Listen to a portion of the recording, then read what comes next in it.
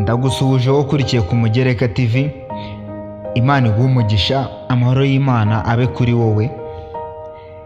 Nk'uko mubimenyereye rero, ibiganiro byo nakagaruka buri munsi ni ukubaha ibiganiro, amakuru aba ari kuri ino mihanda, amakuru agezweho mu myidagaduro mukagenda muyamenya.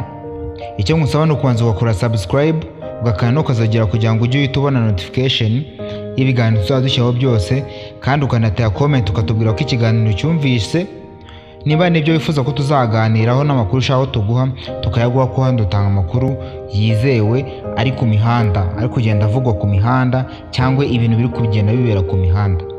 Uno munsi tugiye kuvuga ku mugabo bita Sabe, umunyamakuru witwa Sabe ufite igitangazamakuru gikorera kuri YouTube cyitwa Isimbi TV.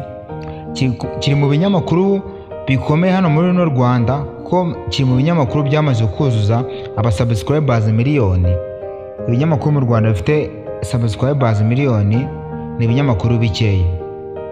Uyu mugabo ko mu minsi yashize mwagiye mubona inkuru ngo ari ukuntu yajyaga yibeta agacinya mu mugore we, ko ni umugabo wubatse ufite n'abana, ngo ukuntu yajyaga amuca inyuma we n'umukobwa bita Ngwino Ndore cyangwa se Ngwino Ndebe, bakagira uko bigenza nyine, mu kinyarwanda cya nyacyo bagasambana. Rero mwigize kubona inkuru ivuga ngo yasimbutse aravunika, yasimbutse igipanga ari guhunga abamufata amashusho aravunika, kandi byari nabyo kuko mwagiye mubona video aho yasimbutse igipangu akavunika. Ibyo rero ntabwo ibyo nje ngo tuvugeho.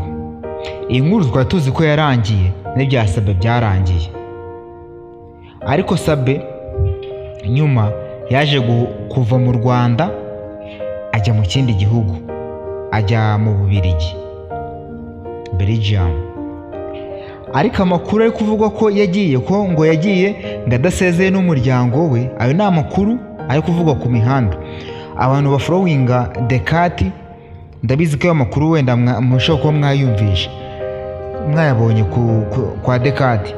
Gusa amakuru ari kuvuga neza ko Sabe yagiye adasezeye umuryango we n'abana, akagenda ahunze, kandi icyatumye ahunga ngo uwo mukobwa bajyaga basambana Ngwino Ndore cyangwa se Ngwino Ndebe, umunsi bamufata asimbuka, agasimbuka akavunika, ngo burya ntabwo yaje gusambana na Ngwino Ndebe. Kuko niba mwarabonye iriya video, Ngwino Ndebe yarasohotse aza kuvugana n'umuntu wari uri hanze kugira ngo Sabe ahita aca inyuma agende. Ariko ngo Sabe ngo yari kumwe n'undi mwana mw'imbere, noneho ushobora kuba utanujuje imyaka, ari we bari gusambana. Ubwo yari pase yande ya Ngwino Ndebe. Ngwino Ndebe rero no kugira ngo